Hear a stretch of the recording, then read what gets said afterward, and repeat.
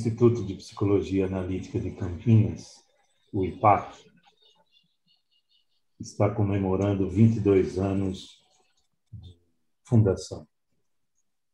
E durante esse tempo de reflexão, de celebração desses 22 anos de história, o IPAC resolveu entrevistar os seus analistas, os seus membros. E hoje recebemos com muita alegria Andréa Cunha, uma das analistas que tem formada pelo IPAC e que tem um trabalho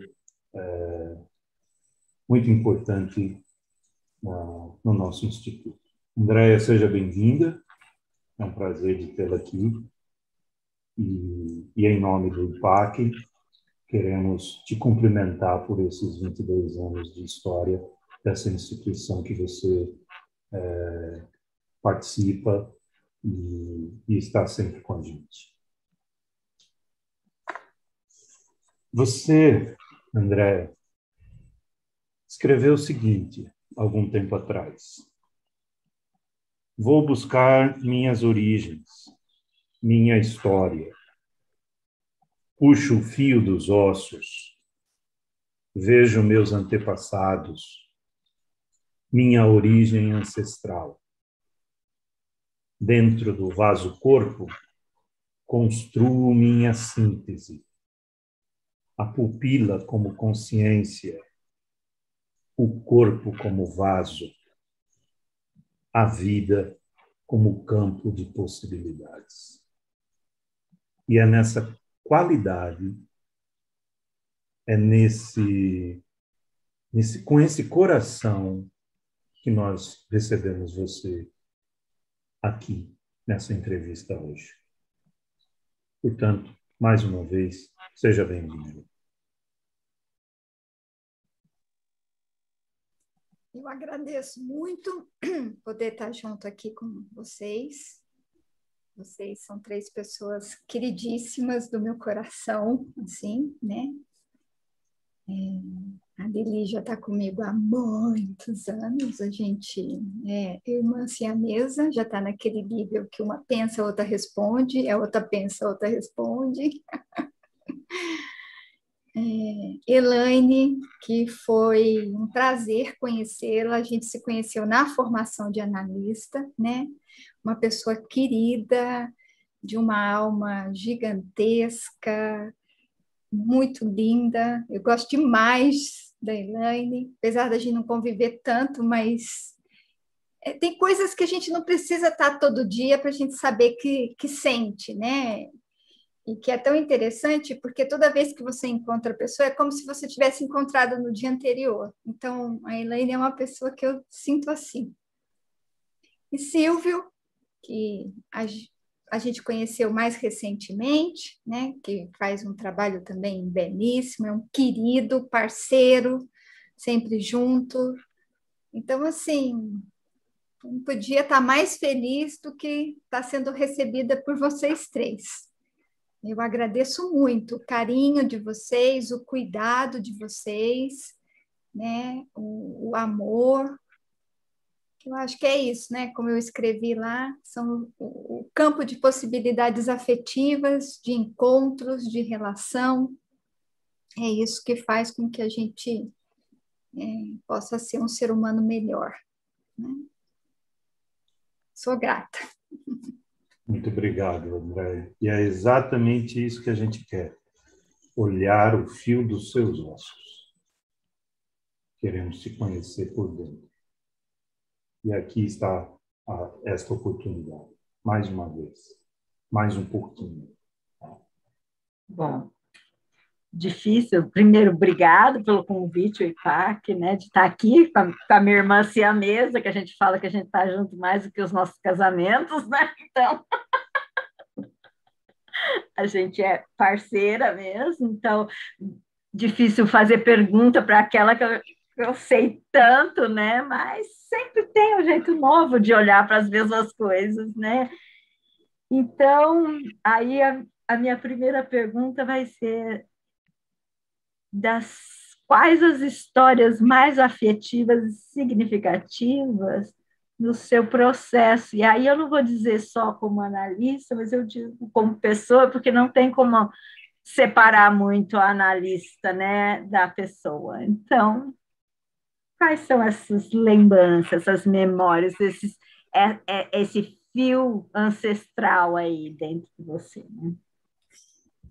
Bem, Lili, ó, o que eu posso dizer? Que talvez você lembre mais das minhas coisas do que eu mesma, né? É uma coisa incrível isso, mas a Lili é meu hardware. Eu esqueço os trem, Lili, como é que é mesmo? Tem coisa que ela me conta, eu falei, eu fiz isso? Eu nem lembrava que eu fiz isso. Nossa, tem tanta coisa quando você fala isso, né? A primeira palavra que veio na minha cabeça foi encontro. Uma vez eu estava num curso lá de antroposofia e a pessoa pediu para que a gente dissesse o que a gente achava que era encarnar. E a primeira palavra que veio na minha cabeça foi encontro. Então, eu acho que as histórias mais importantes, eu acho que foram com todas as pessoas que eu encontrei nessa encarnação. Todas. Todas. As mais belas, as mais difíceis, todas, cada uma delas, porque todas elas me ensinaram. Então, assim, acho que desde o momento que eu nasci, né, com a minha mãe, que foi o meu primeiro encontro, né, todos os outros encontros que vieram são, acho que foram me constituindo. Acho que eu responderia assim.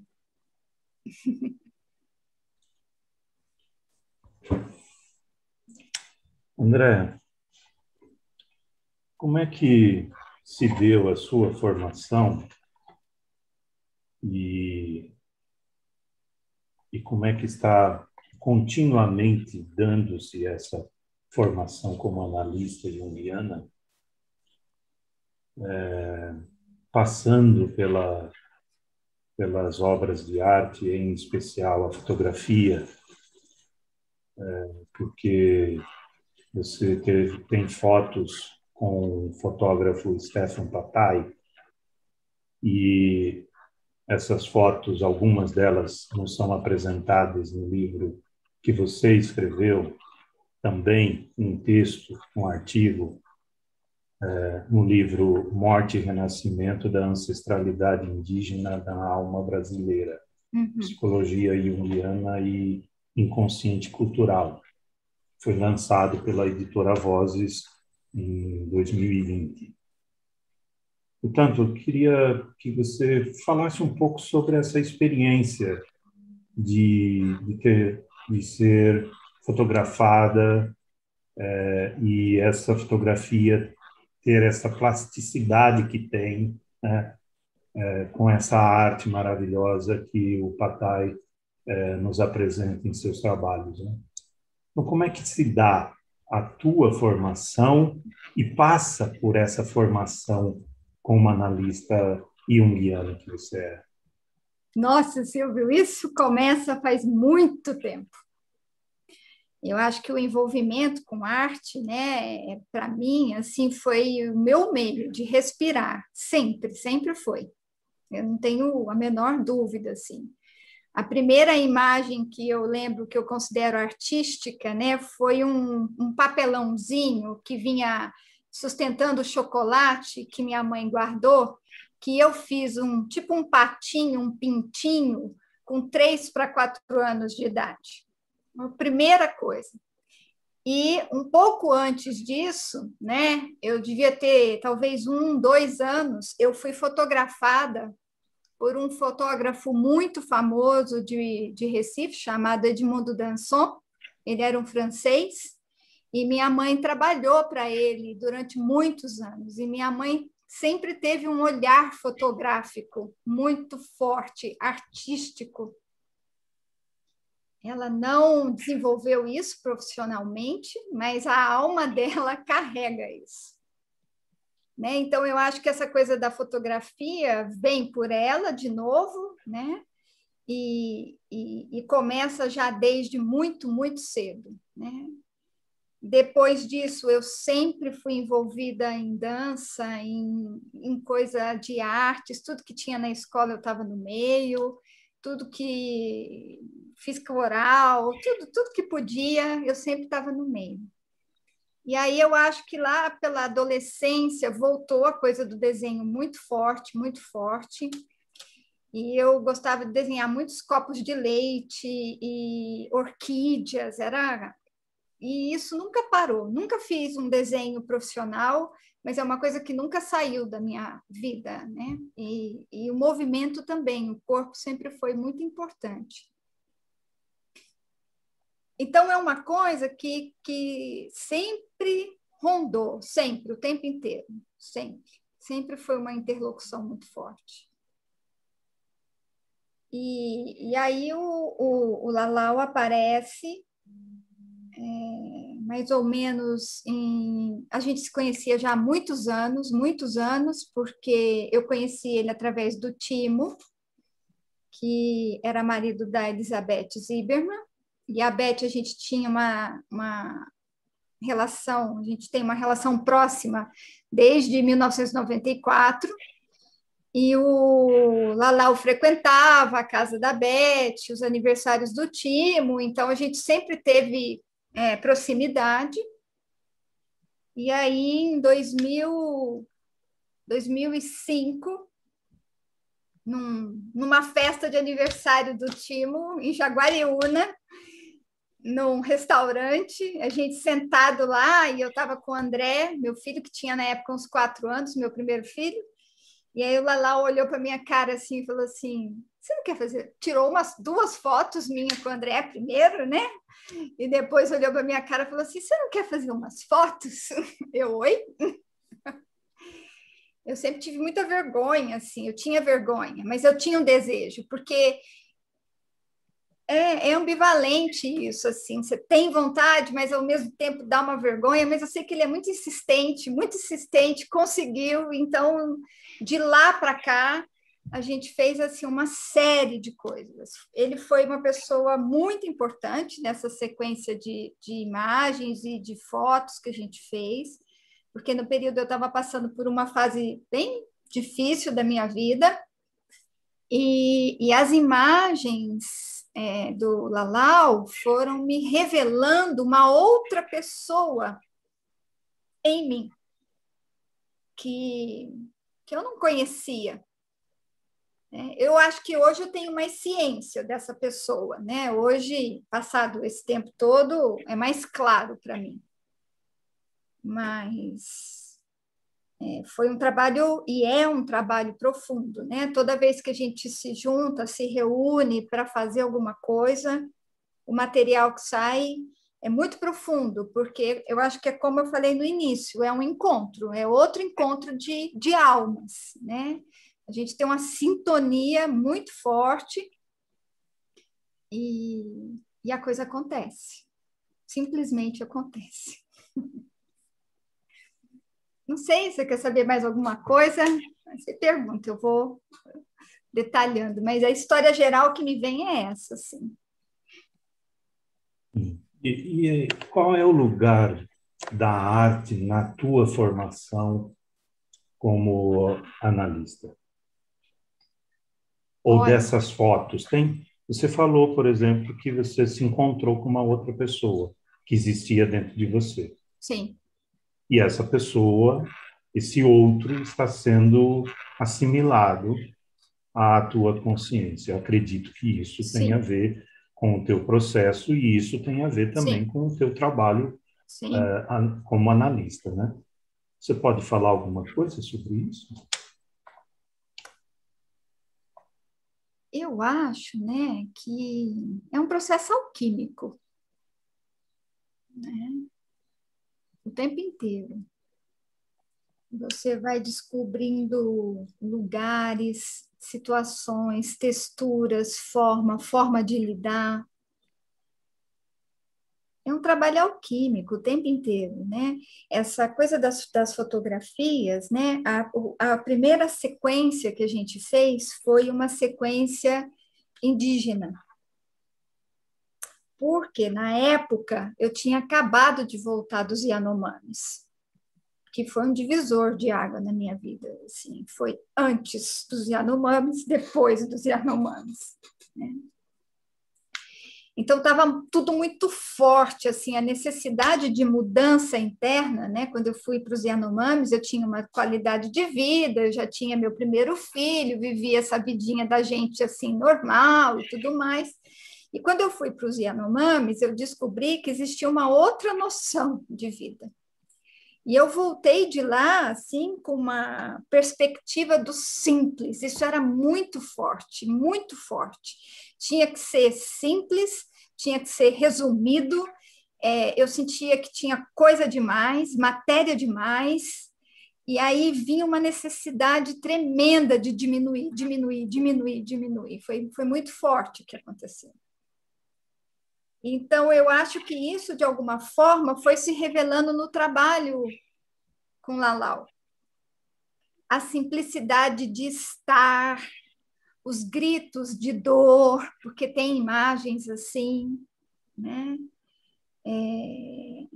Ao mesmo tempo, a alegria de viver. É um processo alquímico mesmo, sabe? De condensação e dilatação psíquica, né? Via corpo. Eu acho que foi se dando e continua se dando dessa forma, né? A coisa é muito cronológica assim na minha vida, eu não posso reclamar. Eu tive presentes assim maravilhosos, maravilhosos, né?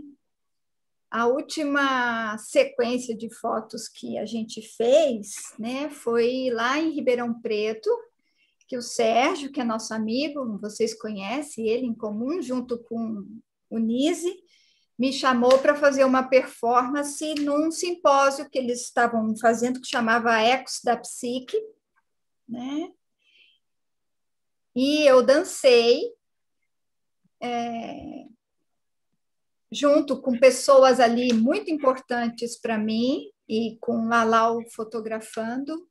Eu acho que ali foi um adensamento dessa encarnação no osso, assim, né? De tudo que eu tinha vivido. Isso foi em 2019, foi na véspera da pandemia.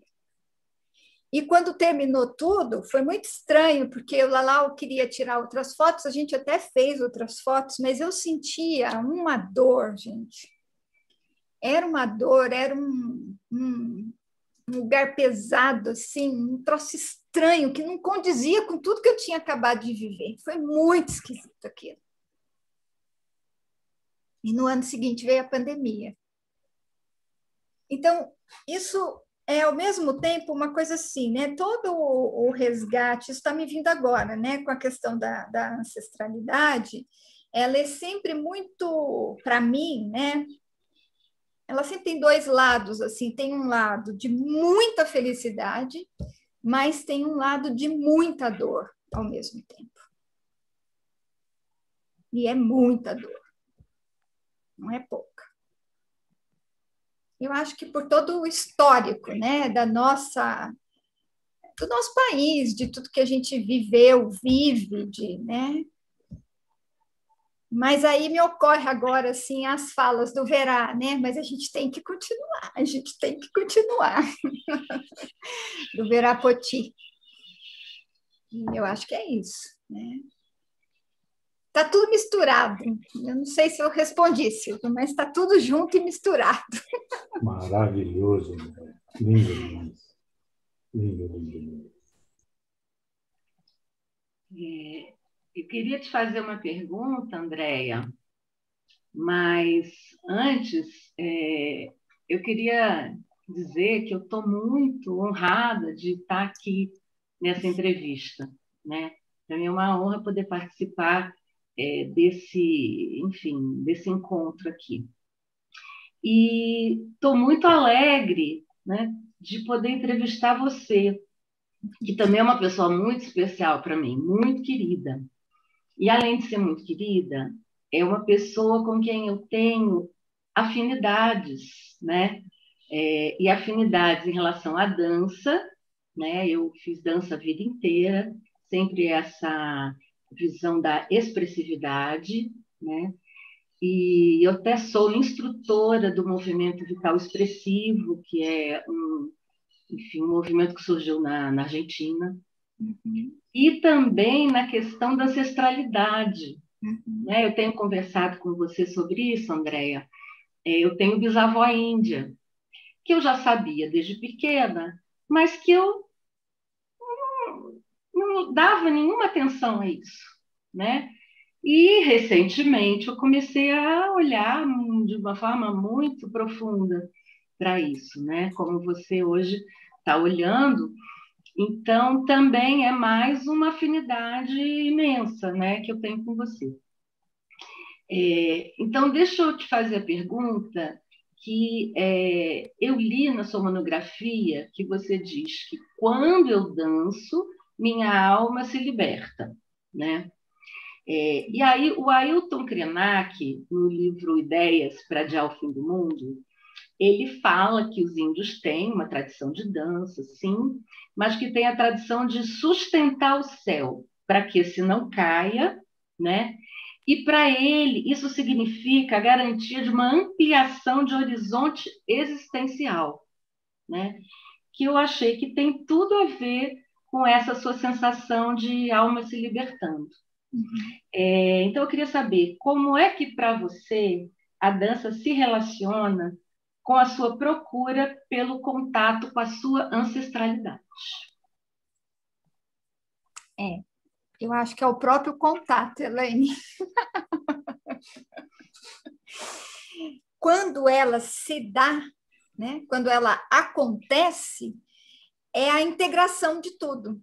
É justo o lugar onde tudo fica junto, porque assim, eu não faço trabalho corporal estruturado, eu trabalho com improvisação, né? Então, toda vez que eu vou trabalhar com dança, é com improvisação.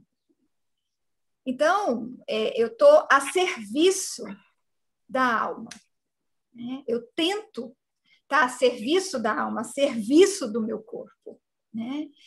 E é um lugar onde meu ego realmente não manda. Eu acho que é o lugar mais genuíno que eu consigo chegar, porque, assim, na consciência, acordada aqui, falando com vocês, está sempre ali, mas na hora que eu danço, alguma coisa acontece, isso sai, né? E os movimentos vêm e me tomam. Isso acontece com muita força.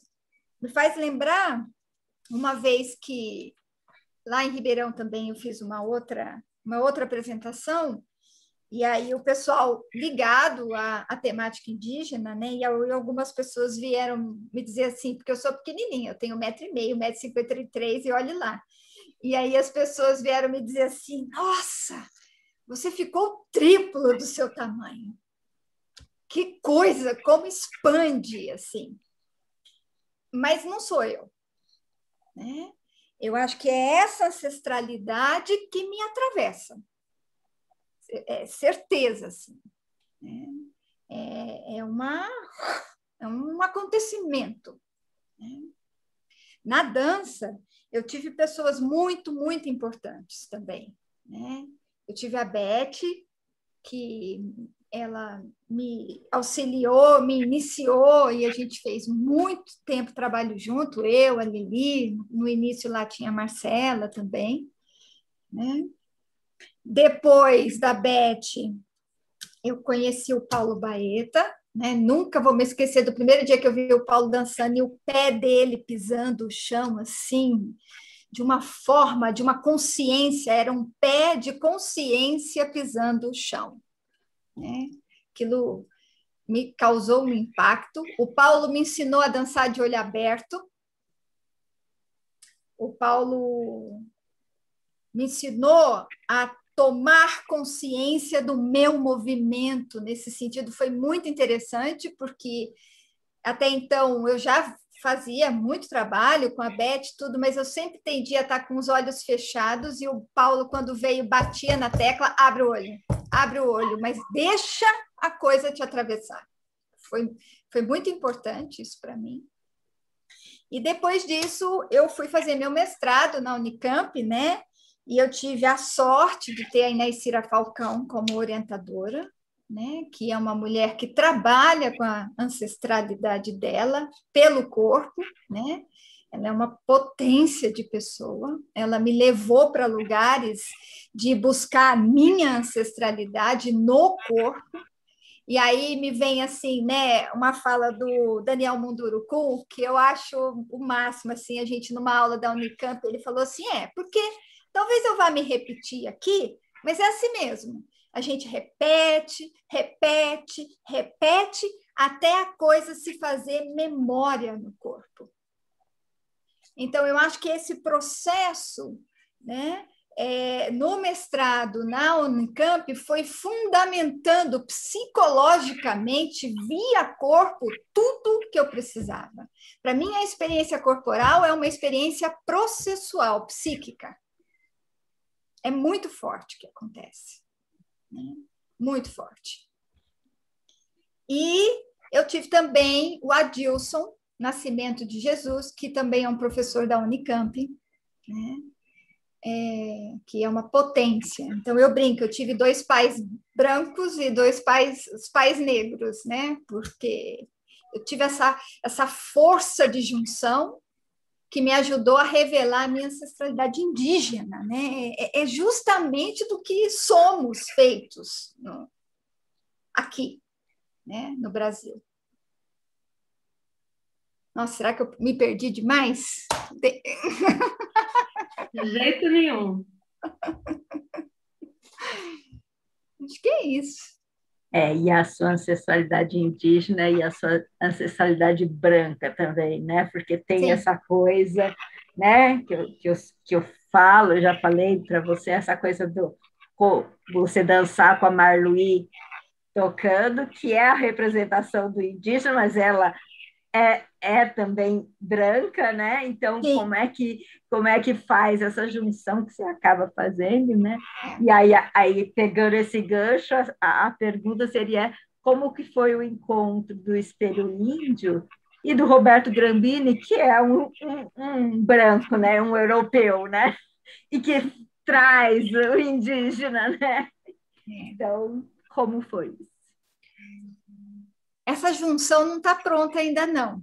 Eu tenho muita dificuldade com ela. Né? Foi muito fácil, para mim foi mais fácil assimilar a minha cultura indígena aos 30 e tantos anos, porque foi aí que eu fui tomar consciência, apesar de conviver com meu avô desde criança, mas essa junção ainda não está pronta, né? Mas como é que chega o espelho índio? Nossa, a coisa é tudo interligado de novo, né? Não tem jeito, né? Assim, é tudo muito interligado. O espelho índio, quando o espelho índio chegou lá atrás, né? O livro em si, né? Na época do mestrado, quando eu estava pensando em fazer o mestrado, né? Que eu prestei em 2001, e foi uma coisa muito engraçada, porque eu não estava esperando, mas assim, na semana que eu descobri que eu tinha entrado no mestrado, eu descobri que eu estava grávida, então eu levei as 2 coisas juntas, foi muito interessante, foi um processo forte, não precisei pedir licença, não precisei pedir nada, consegui fazer as 2 coisas juntas, o que eu acho que foi importante para os 2 lados. Mas antes disso, quando eu estava montando o projeto de pesquisa e tudo mais, né, começa com um congresso na JB, porque eu e a Lili, a gente vai em todos os congressos, desde 1900 e bolinha, né? Então, assim, desde que a gente conheceu a Beth em 94, a gente sempre estava junto, fazendo as coisas e participando das coisas. E aí foi num simpósio que teve no Rio, que tinha um falando sobre a coisa da natureza, que eu acho que, inclusive, eu apresentei um trabalho sobre a araruna nessa época, não estou bem certa se foi depois, foi antes, que era um tema de ecologia e já falava um pouco. A araruna é uma música da Marluí, e na época tinha a questão da extinção das araras azuis, e eu meio que estava pensando nisso. E aí lá tinha um troço giratório assim, cheio de livro rodando. E aí eu parei e peguei um livro assim. A esmo foi a Lili que me mostrou, não lembro direito. Era um livro da Betty Midlin, de contos do Suruí Paetê. E aí eu tinha que... Comprei esse livro, trouxe, e eu tinha que fazer uma coreografia de encenação para mandar para o projeto. Para isso, eu tinha que ter uma música. E aí eu peguei o CD da Marluí Miranda, abri, fechei o olho e escolhi uma música. Pá! Quando eu escolho a música, é a música que fala de uma história, né, de um veado que entra na caverna e vai pegar o fio dos ossos para refazer a população indígena. Então, eu tinha ali a música. E aí eu abro o livro dos Paetê Suruí e abre justamente na página que contava essa história que estava no CD.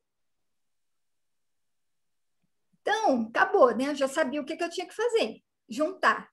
E essa história tem a ver com o poema que o Silvio começou trazendo. Né? Então, as coisas são circulares, estão se tocando o tempo todo. Na escrita disso, eu pego o Gambini, porque era o nosso interlocutor junguiano que falava disso, né? Profundo, com alma e... Né? E então estava ali Marluí, Betty, Gambini, todo mundo reunido para o meu projeto de pesquisa, entro, faço o meu doutorado, e o Gambini sempre estava ali, né? Um dia eu quero chegar perto dessa criatura, um dia eu quero chegar perto dessa criatura. Ficava isso em 2001.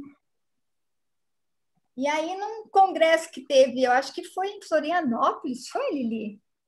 Foz do Iguaçu, sei lá, desses dois lugares. Acho que foi Florianópolis, Latino, não é? Acho que foi. Era, eu não lembro direito. Não lembro também. O Gambini estava por lá, e eu vou falar com ele, não vou falar com ele, vou falar com ele, não vou falar com ele, aquela coisa. E ele vai! Aí eu fui. E ele foi um querido, assim, né? Eu gaguejando, então, eu queria, né, fazer análise com você. Ele, querida, venha, eu vou te passar meu telefone, você me diga que você me conheceu aqui, né? E aí a gente começa, beleza. Peguei o telefone, saí cacarejando, assim, toda, né, super emocionada. Voltei, mas não liguei imediatamente. A Lili ficava me cutucando. Você devia ir, tá perdendo tempo. Até que teve um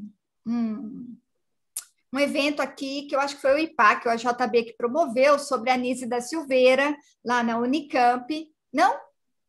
Foi do que, Lili? Aí, foi da Von France. Da Von France. Foi o tributo à Von France. Vou explicar o ato falha. É que eu estou estudando a Anísia da Silveira para o próximo projeto que eu vou fazer de imagens, de análise de imagens. Então, ela está mais pertinho de mim agora. E foi sugestão do Gambini também. Mas foi isso, da Von France, o Gambini foi convidado para falar, e depois da fala dele, nós fomos todos para um restaurante que tem em Barão Geraldo, eu, a Lili, o pessoal do IPAC, o Gambini, e a gente entrou no restaurante, isso é muito legal, entrou no restaurante, né? Eu, a Lili, a gente já sabia, falei assim, Lili, vamos sentar lá no fundo, porque no fundo ela não vai chegar perto da gente, porque a pessoa queria e a pessoa tinha vergonha. E a gente foi e sentou lá no canto da parede, de uma mesa enorme, cheia de gente. Aí ele entra, é um dos últimos. Um dos últimos, não, as pessoas estavam entrando juntos, se sentando, tudo assim. Aí ele observa, e para onde ele vai sentar? No fundo, no canto da parede. Aí eu queria morrer, definitivamente. E aí foi assim, aí foi uma noite maravilhosa, assim, a gente conversando, né? O Gambini é muito bom, não dá ponto sem nó, e falando, e querendo saber, curioso sobre a gente e tudo mais. Aí depois disso, a Aline ainda precisou dar umas cutucadas, mas foi mais rápido. E eu fui fazer análise com ele. No primeiro dia que eu cheguei, né, e sentei na frente dele para fazer análise, eu só chorava. Eu só chorava. Então, eu acho que é essa dor, né, da junção que está em mim, né, porque eu tenho tudo isso biologicamente formado, mas que, de alguma forma, eu ainda não entendi. Eu estou tentando entender. Né? Eu não sei explicar ainda o que é isso. Mas eu sei que é o processo que eu ainda preciso continuar. O primeiro processo foi de descobrir a inconsciência da minha ancestralidade indígena. E eu acho que agora a segunda etapa é conseguir fazer a junção, né, entre o branco que existe em mim e o ancestral indígena que existe em mim. Mas isso ainda não está... Eu acho que é perdoar esse branco que você culpa, né? Porque acho que tem uma coisa aí, né? Dessa dor, né? Desse massacre. É um massacre, né, mesmo, né? Porque se for ver bem, tem o próprio massacre cultural que eu mesma fiz em mim sem saber que estava fazendo, porque assim, né? Meu pai é branco, originalmente branco, vindo de uma família portuguesa, holandesa, sabe-se lá, a gente não tem muita história. Minha mãe, você olha para ela, é uma mulher indígena, assim, pele escura, rosto bem marcado, boca larga, os olhos, não tem o que dizer. Ela é uma mulher indígena, né? Então, eu fui criada nisso, mas dentro de uma cultura totalmente branca. Eu nasci em Minas Gerais, em terra de fazendeiro de café. Eu frequentei escolas onde o seu sobrenome é o que importa, não a sua pessoa, necessariamente. Né? Extremamente colonizadora. Aonde eu nunca conseguia me sentir com identidade. Eu não me sentia dali, eu não me sentia da terra dos meus pais, porque meus pais são pernambucanos, eu nunca me senti com lugar. É uma eterna sensação de sem lugar. E, ao mesmo tempo, uma eterna tentativa de adaptação. Porque você tenta entender a cultura, né? Entender as normas eurocêntricas, né? Eu tenho que aprender a estudar, eu tenho que aprender a ler, eu tenho que ser boa nisso, eu tenho que ter um repertório cultural, eu tenho, né? Você está ali batalhando o tempo inteiro, simplesmente porque você não sabe quem você é. Ou sabe, não aceita, ou sabe, não consegue manejar, pelo menos para mim foi assim. Então, quando eu, no mestrado, essa coisa, a consciência cai totalmente, eu consigo respirar, falar assim, nossa, eu sei por que eu gosto de dançar, eu sei por que eu gosto de arte, eu sei por que eu gosto de determinadas coisas, porque isso não é o código europeu totalmente. Tem, mas é diferente. E aí, como é que eu faço as pazes com esse código europeu?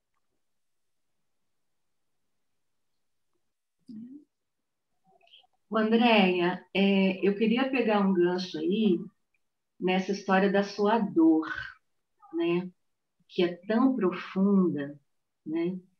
Que eu acho que, assim, só entendendo o que passou e passa até hoje a comunidade indígena, né? Do Brasil, acho que, claro, do mundo inteiro, mas a gente especificando daqui. O Davi Copenaua, naquele livro A Queda do Céu, ele fala que quando o último xamã deixar essa terra, o céu vai cair, né?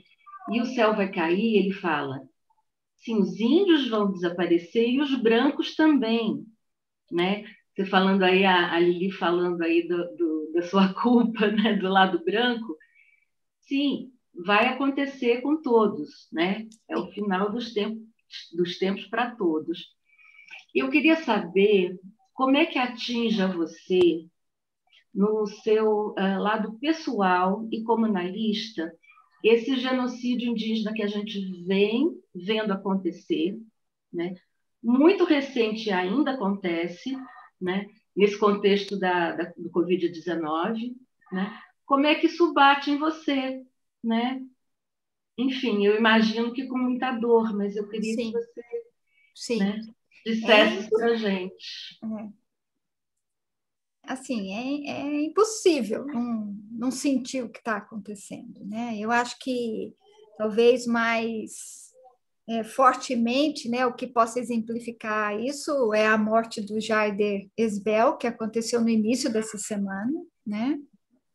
Eu sou atravessada por muitos sonhos com pessoas indígenas, muitos, isso já vem de longo tempo e tem se acentuado à medida que eu vou estudando, né?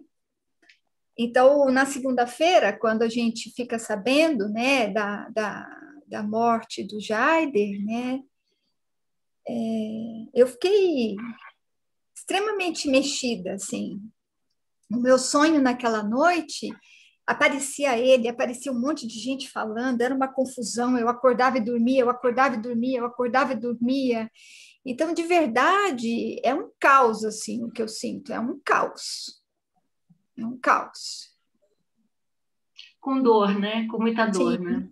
Sim, sim. E volta, né? Porque, assim, o Verá falou hoje, assim, de alguma forma a gente tem que pensar que ele está sendo chamado para algum outro trabalho maior, né? Pela outra dimensão. Mas até que ponto, né? O Denilson escreveu algumas coisas, que é um amigo muito querido, Baniwa, e era muito querido, muito próximo do Jaider. O Denilson falou assim, tão... Eu vou meio traduzir o que eu entendi do que ele disse, né? É tão pesado carregar, né?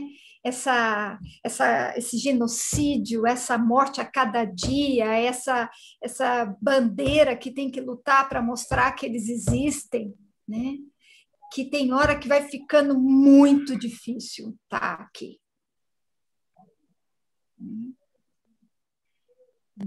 É verdade. Então, assim, para mim, eu conheci, eu fiz o meu mestrado em 2001, fui para os Yanomamis em 2005, voltei, eu tive um distanciamento disso, eu tive um hiato disso, assim. Eu parei um tempo, porque eu também não aguentava. E eu tinha muito medo do que eu ia sentir quando eu voltasse a mexer com isso. E aí, de uns anos para cá, talvez, sei lá, uns 5, 6 anos, isso voltou com muita força. E aí, hoje eu tenho noção completa que não tem como sair. Nunca saí, não tem como sair, né? Mas o sentimento é ambivalente, é muito ambivalente. Dói. E dói porque é bem isso, né? Dói porque eu sei que, de alguma forma, eu fiz e faço para que isso permaneça assim, e, de alguma forma, eu tento fazer com que isso não permaneça assim. Né? Esse extermínio, esse aniquilamento. Né? Me vem uma fala, né, de um indígena que é aqui do estado de São Paulo, que chama Olívio Jecopé, numa das aulas da Unicamp, né, que alguém perguntou para ele assim, o que a gente pode fazer?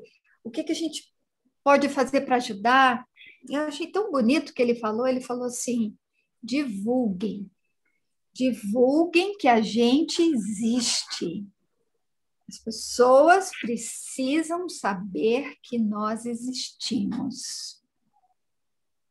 Então, assim, talvez seja uma meta muito pequenininha, mas é o que eu tenho procurado fazer. Aonde eu posso, eu falo. Aonde eu posso, eu trago as ideias, o que eu entendo da forma deles pensarem, né? Então, o meu avô, né, era filho de uma mulher indígena. Foi pelo meu avô que eu conheci esse lugar, né? Meu avô dormia em rede, levava a gente para ver o rio. Meu avô tinha histórias muito boas, mas eu não tinha consciência que ele era um descendente indígena, era um verdadeiro apagamento, assim, né? Eu conversava com esse avô e não tinha noção de quem ele era. Meu avô tinha um protetor espiritual, que é alguém que eu invoco até hoje, que minha tia disse que tinha o nome de Aritipuã. Não sei se isso tem um significado, se tem, se não tem, mas para mim é um nome muito forte. Aritipuã está comigo. Mas essas consciências vieram depois dos 30 anos.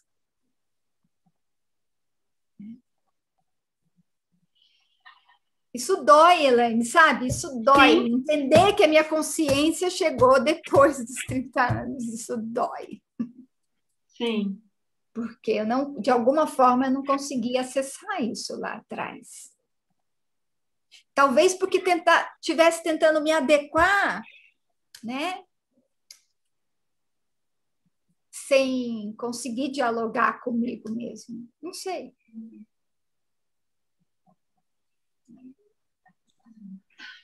A gente começou falando da sua poesia, né?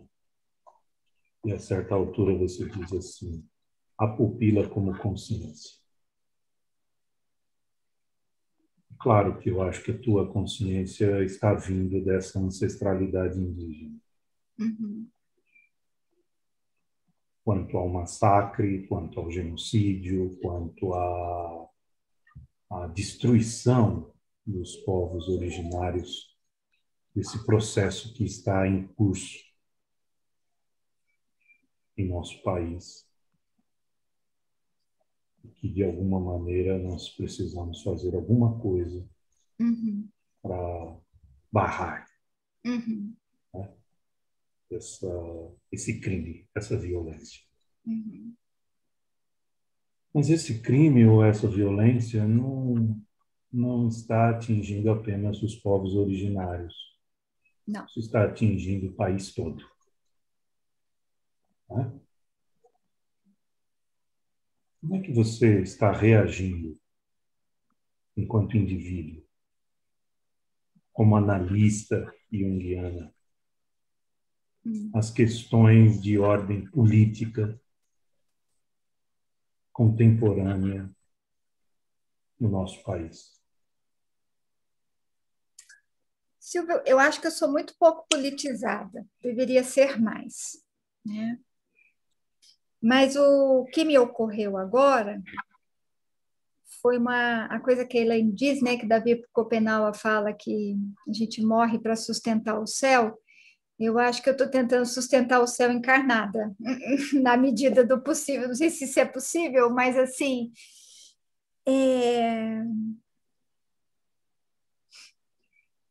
qual é, o que é, aonde eu tenho procurado estar, né?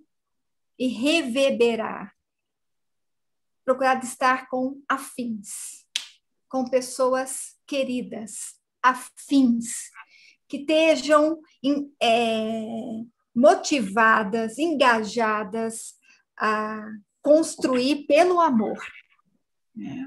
A pessoa que mais me ensina isso todo dia é a Lili. Ela está aqui. Ela é responsável por muita coisa e por muitas melhoras em mim, assim. Né? E com ela, com Gambini, né, e muitas outras pessoas, eu acho que eu tenho, e com a própria coisa da ancestralidade indígena, que juntos nós somos muito melhores. Não dá para ser sozinho, não dá para fazer nada sozinho. E aí eu assisti uma live uma vez que uma antropóloga que trabalha com povos indígenas dizia assim, é muito interessante porque eles sentem a dor juntos e eles sentem as alegrias juntos e isso dá um outro lugar. Então eu tenho tentado me manter fazendo as coisas junto, sentir a dor junto, conversando, estando próxima de pessoas queridas, tentando aumentar a rede cada vez mais, né? Porque eu acho que esse é o único lugar. Eu não sou politicamente engajada, né?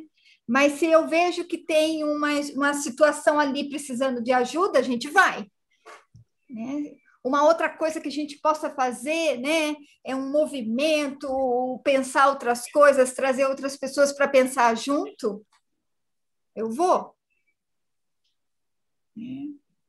Mas é um movimento político mais colateral, ele não é objetivamente político. Eu não tenho essa veia assim, né, eu sinto.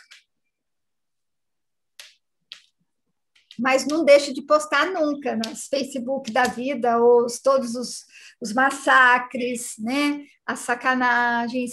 E uma coisa. Eu acho que chegou um tempo da gente se posicionar. Não dá mais para a gente não se posicionar. Não quer dizer que o outro tenha que concordar com a minha posição. Mas ele tem que saber qual é a minha ética, ele tem que saber qual é a minha noção. Ele pode escolher outra noção, mas ele tem que, eu acho, como analista, que a gente precisa se posicionar.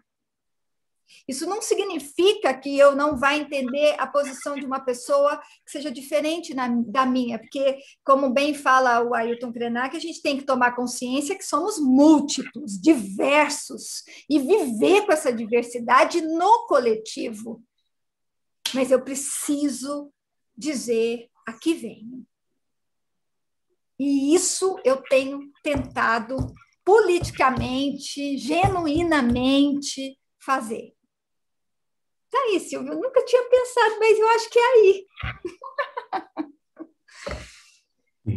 Atitude ética que o Jung fala, né? O Jung, para mim, por que eu segui a psicologia analítica? Primeiro, porque primeiro por causa da Lili, né? Que ficou falando muito na minha cabeça. Mas assim, começou no meu trote do vestibular na Unicamp, ou na Unicamp, não, na PUC, que eu estava lá no Lago dos Peixinhos, porque era no prédio antigo, lá, aquela 18 anos, aquela cara de não sei para onde vou, para onde fico, e chega um cara na minha frente, no trote, e fala assim, você conhece Jung? Eu, quem? Jung. Eu, não. E aí meu pai tinha uma mania de me levar para biblioteca. Não, meu pai gostava de comprar livro. Então ele estava junto comigo e naquele dia a gente saiu e foi para uma livraria comprar livros. E aí eu comprei os 2 primeiros livros do Jung. Psicologia do Inconsciente, esses são os meus 2 primeiros livros do Jung. E o outro, Desenvolvimento da Personalidade. Abri, li, não entendi nada. Falei, deixa aí, não entendi. Um dia, quem sabe, a gente entende. E aí, no meu 2º ano de psicologia, a Lili chegou. Jungiana, roxa, amarela, cor de abóbora, todas as cores possíveis. Eu era psicodramatista, porque Jung era muita areia para o meu caminhãozinho, não ia dar certo. Mas onde ela ia, a vaca ia atrás. Então, assim, né? Ela ia fazer curso, eu ia também. Ela ia estudar, eu ia também, né? O psicodrama ficava ali, fazia também, mas aí acabou que, por fim, quando terminou a graduação e tudo mais, eu tinha que fazer. Eu já fazia análise com a Beth, né? Mas teve um período que eu tive que ir para Brasília, que eu fiquei um ano e meio lá, e eu tive que parar a análise com a Beth, procurar análise com outra pessoa. E aí eu tinha que decidir qual era a linha teórica que eu ia seguir. Eu tinha acabado de sair da PUC. E aí, se eu fosse estudar psicodrama, eu tinha que fazer análise em psicodrama na minha cabeça, né? Eu era assim, compartimentada. Ainda sou um pouco. Mas aí não teve jeito. Aí eu já fazia análise com a Beth. Imagina se a pessoa ia conseguir ir para outro lugar. Tinha a melhor amiga junguiana, roxa, verde, azul, cor de amarelo, que era a Lili. Impossível, cara. Não tinha jeito. Aí eu tive que me curvar e entender que era psicologia analítica. Então, acho que é isso, né? O que o Jung para mim é o encontro. Eu sempre lembro da cena do filme, ele encontrando a paciente e entrando naquela lógica, esse encontro genuíno de alma, onde você olha o outro, onde você conversa olhando interessado em quem é o outro de verdade. Eu acho que é isso.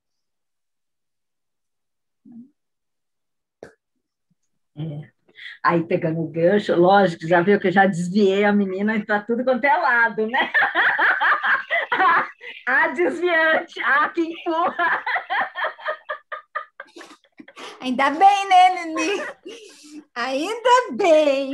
É recíproco, né? Então tá tudo certo. Mas aí, com essa questão, eu vou pegar esse gancho dos posicionamentos, né? Que eu acho que é importante, né? E queria que você falasse assim, quais seriam as que a gente está falando do aniversário do IPAC, né? Sim. E quais seriam as perspectivas, na sua opinião, que o IPAC, considerando o seu posicionamento, tá, deveria ter como objetivo para frente, né? O que seria essa construção que você gostaria de contribuir como analista dentro dessa instituição? O IPAC é curioso, né? Porque o IPAC eu conheço ele antes dele existir. Né? O IPAC não existia. Né? A gente conheceu a Beth em 94, a gente fazia análise com ela e a gente foi se aproximando muito, a gente ficou muito próximas, né? Tem uma relação muito íntima com a Beth. E aí, em 97, eu vou para Brasília, fico um ano e meio, volto. O IPAC ainda não existia.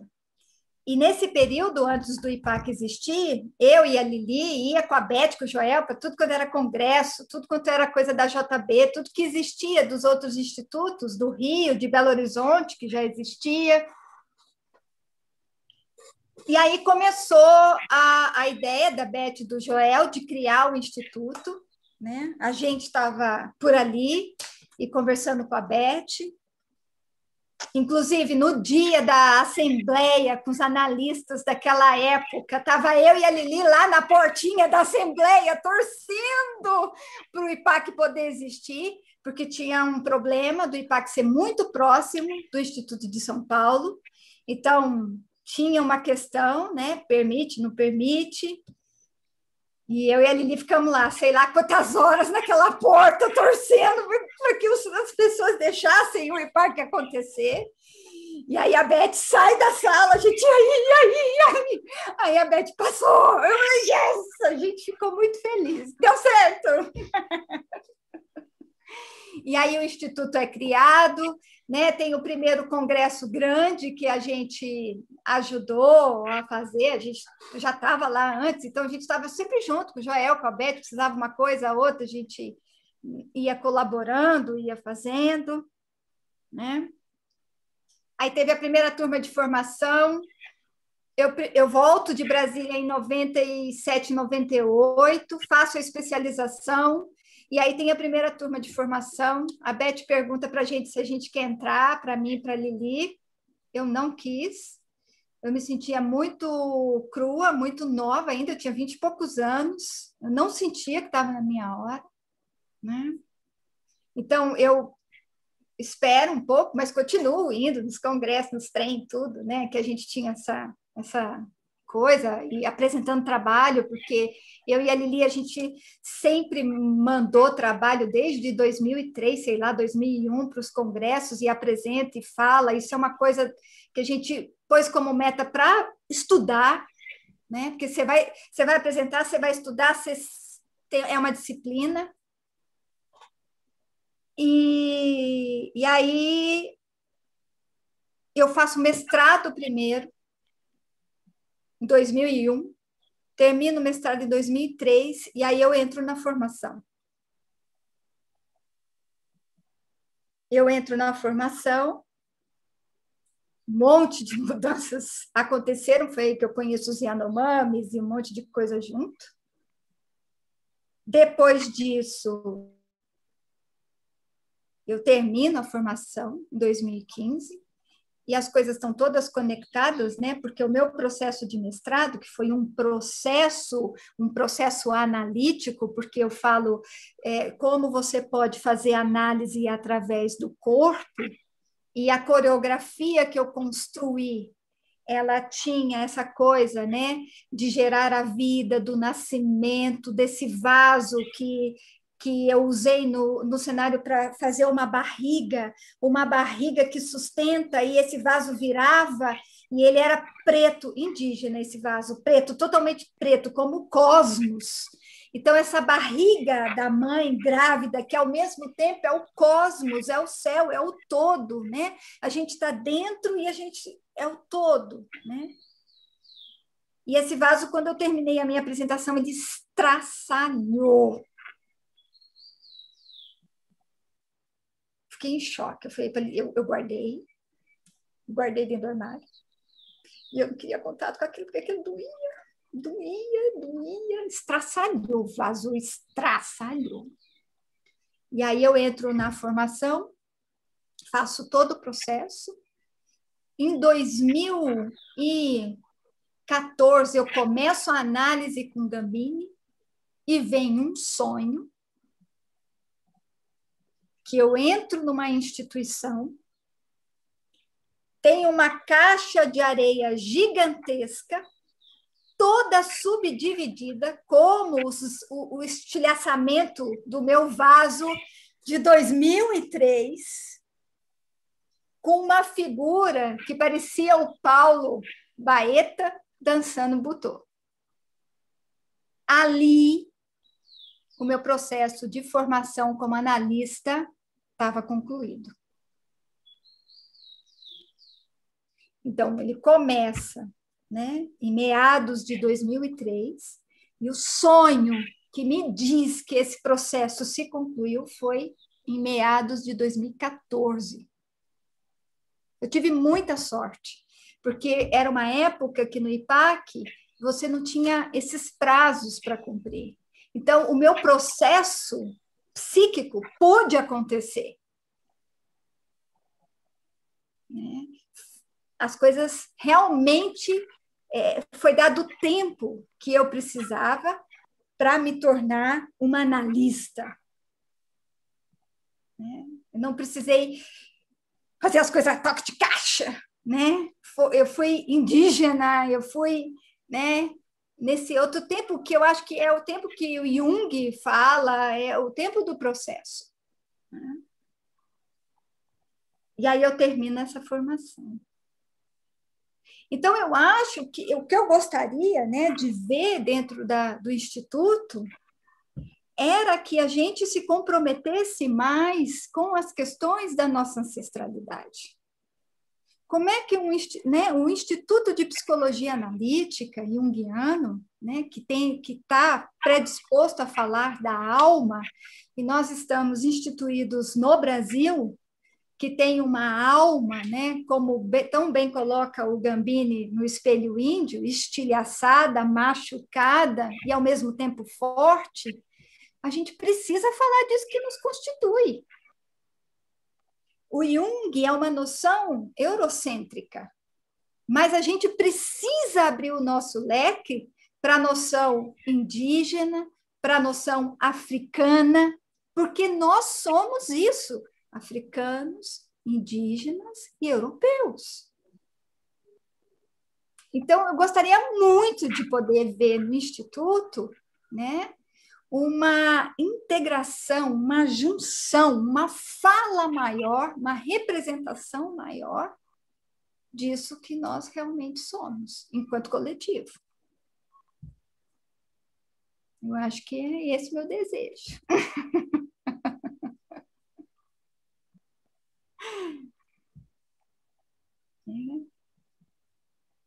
Que a gente possa falar e pensar quem somos.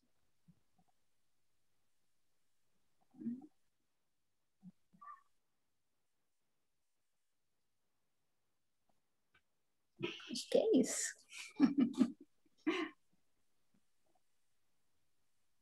Depois dessa, fica difícil a gente fazer mais perguntas, viu, Andréia?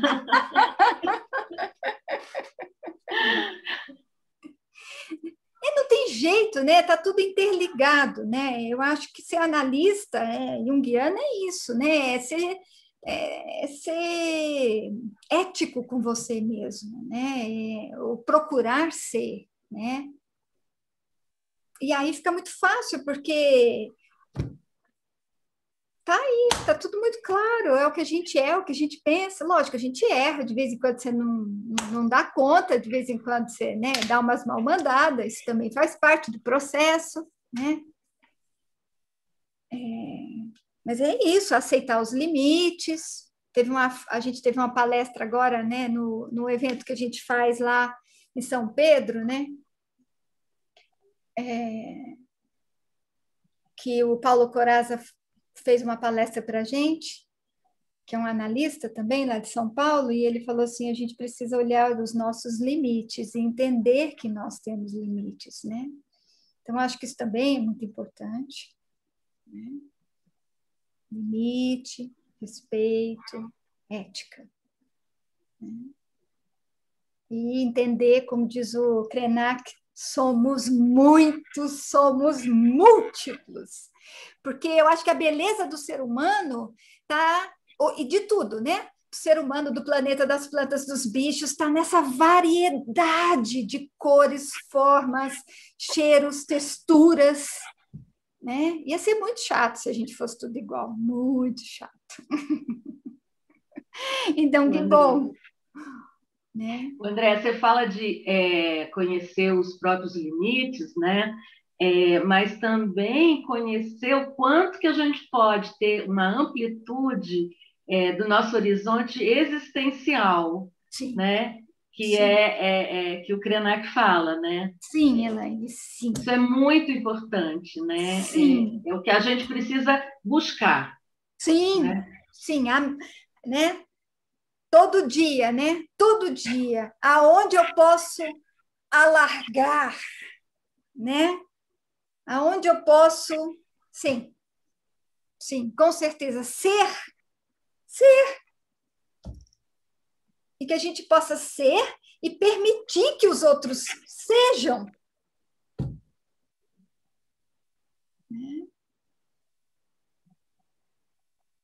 Sem precisar privar ninguém do seu espaço, porque tem espaço para todo mundo. O Krenak fala que não, mas eu acho que sim. Ai. Ele fala que está muito lotado, mas eu acho que, de um jeito ou de outro, se a gente dividir melhor, dá para todos. Tem que mudar uma lógica, né? Porque a nossa lógica está bem comprometida, né? Mas... André, diga. Esse encontro aqui vai ficar na memória de todos nós. E na memória mais interior, mais íntima. Tem alguma coisa que você gostaria de falar para a gente que você ainda não falou? Que a gente se esqueceu de mencionar, de solicitar a tua opinião, o teu posicionamento, né? mais importante do que opinião, o teu posicionamento. Tem alguma coisa? Tem uma coisa que me veio, que é assim, né? A primeira coisa que me veio foi assim, gente, eu queria falar que eu amo muito vocês.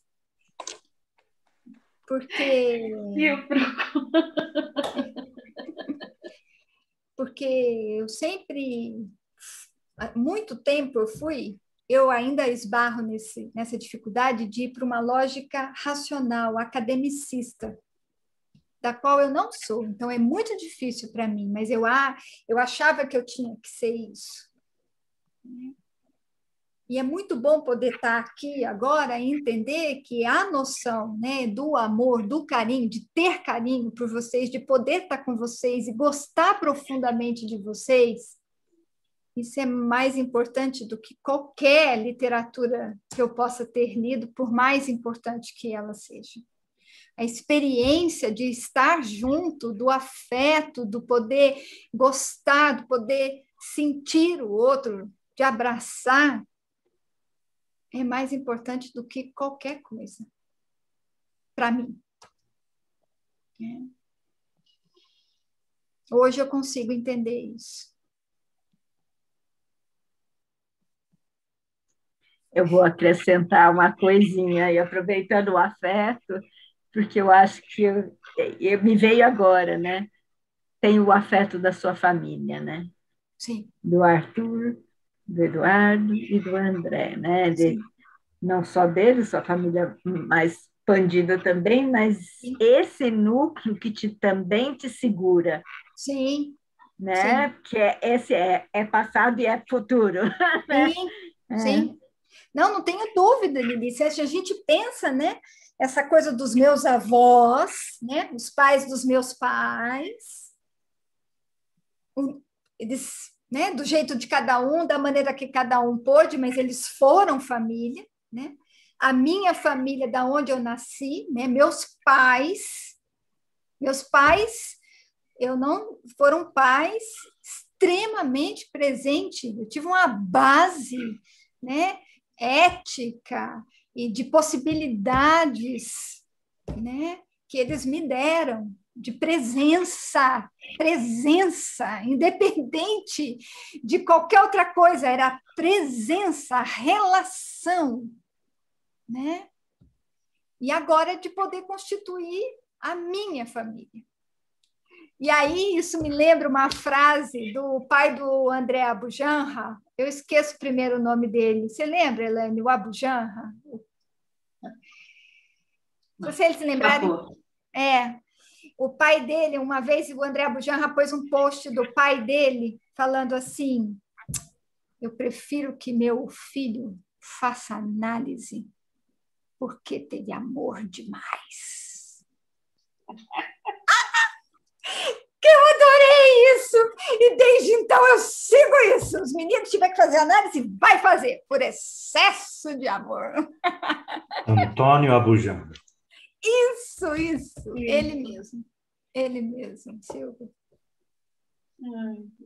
Poder ter, né, essa família, poder voltar, né, são 3 homens diferentes, mas inteiros. É muito bom. E a Lili também, que ela está ali o tempo inteiro. Ela faz parte, ela é parente. Ela sabe. Muito bem. E tantos outros, né? Porque de verdade é isso. Vocês são meus irmãos também. O Raul é meu irmão também. Gente, é muita gente. É muito bom isso. Por isso que fica bom.